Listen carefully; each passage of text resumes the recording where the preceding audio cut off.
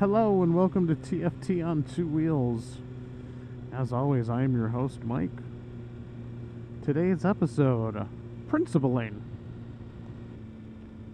Hello everyone, it's a beautiful fall day in Ohio. October in Ohio is one of my favorite months. Leaves haven't really started changing yet. It's been kind of warm. I mean, we're finally getting some cold weather, which I like. I like the 70s. But it's just perfect riding weather. I mean, the bike does well in this temperature. I do well in this temperature. Just all around a good day. Some great houses. This is a really pretty part of Northeast Ohio as I pan my head around. So today I want to talk about principling.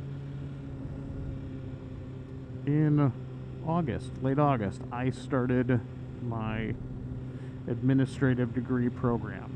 So I've had one of those unique career paths where somehow I was honored and privileged enough and worked hard enough to get to a central office director's job and kind of bypass the whole principals thing and principal's license. So Cleveland State University, a big shout out, they do a program called Inspired Leaders, which is for people like myself who have a master's degree already, who want to get a administrative degree but don't want another master's, don't need it, don't want to pay for it, to be honest. I don't want to pay for it, to be honest. Say it again, there's no reason to pay for it. You don't need multiple master's degrees and that kind of stuff, if you ask me. So this is a great program. It's like 15 months. I'll be done by Christmas of 2017.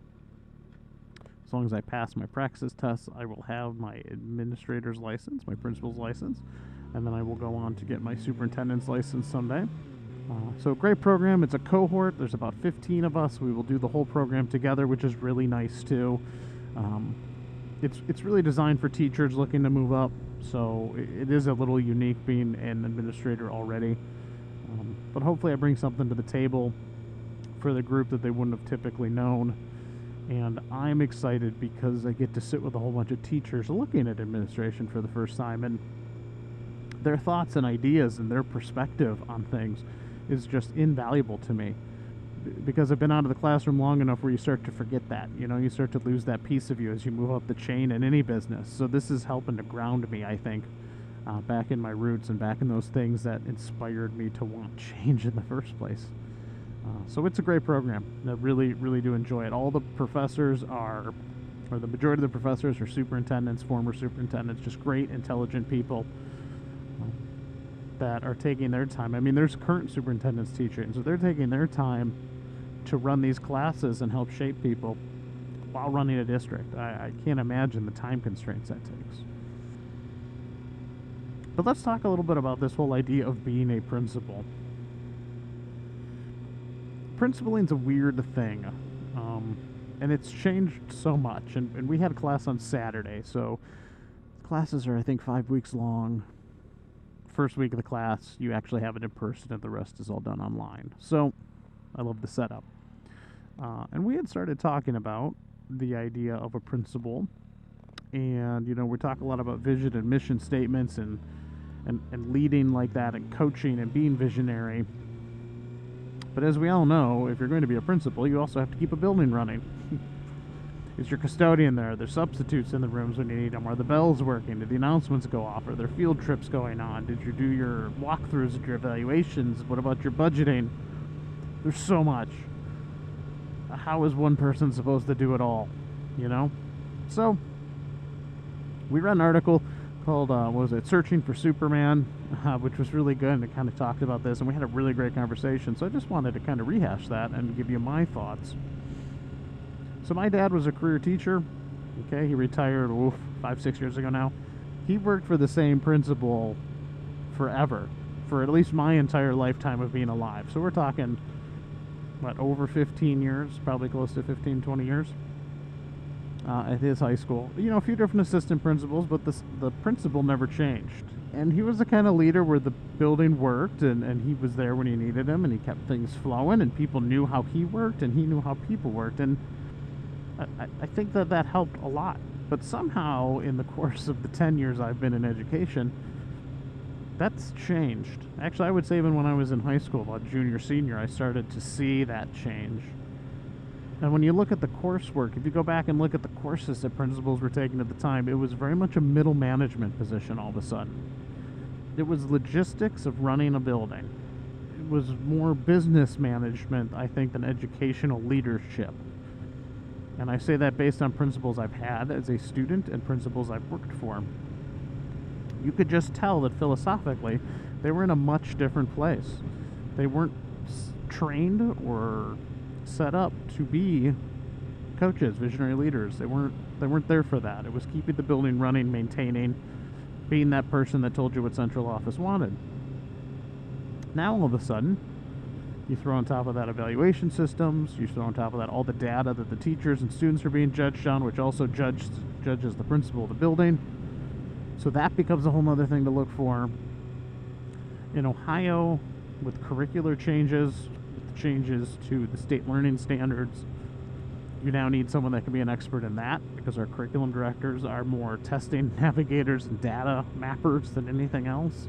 And now, to further that, we're looking at someone that can give us this philosophical basis for why we're using technology, or what does pedagogy look like, and why does it look like this. And that's a lot, because all it takes is, one discipline issue to ruin half your day, maybe your whole day, and you all of a sudden can't function in that capacity. And I say that because a lot of schools are eliminating the assistant principal role, or the assistant principal is the athletic director or something like that, which a lot of districts do successfully.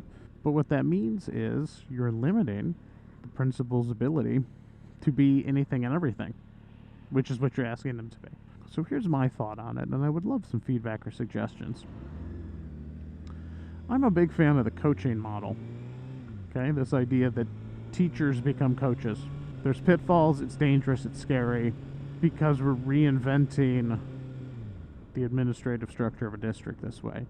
Now, I'm not saying that teachers should be district personnel or administrators. I don't believe that at all.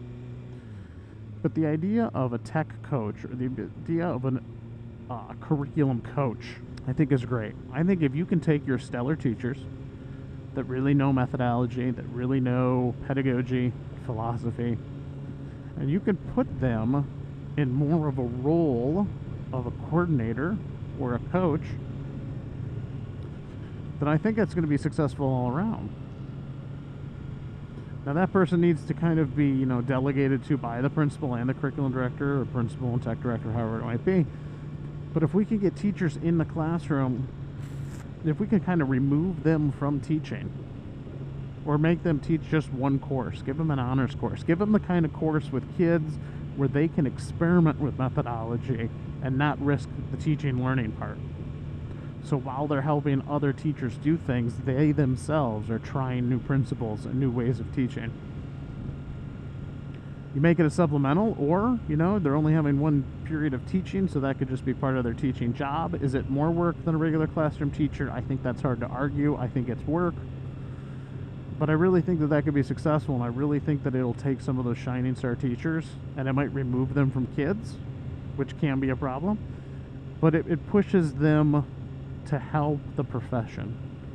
And I think that the training and the experience of doing that for those teachers who might then become principals and get an administrative degree, I think it'll change the whole face of administration in school. And we're talking about a generational change, don't get me wrong. This is a long-term change. But if we lay the foundation now to train those people up and to give them experience in coaching and professional development and all those things that we want of a principal, then they go and get that principal's license and they're trained and ready to go. And I would love to see districts do that. And I think that that could help with this problem of how do we empower principals to do other things. So I appreciate you watching. Remember, follow me on Twitter at Professor Mike1, the number 1. Leave some comments in the video below if you so choose. Ask me questions. Head over to teachersfortomorrow.net. Read some of the great stuff Garth's putting up there, and Travis. And I know I got to write some blogs too, sooner or later. But it's a great day, and I hope you enjoy your day, and I will see you on the next episode of TFT on 2 wheels. Take it easy.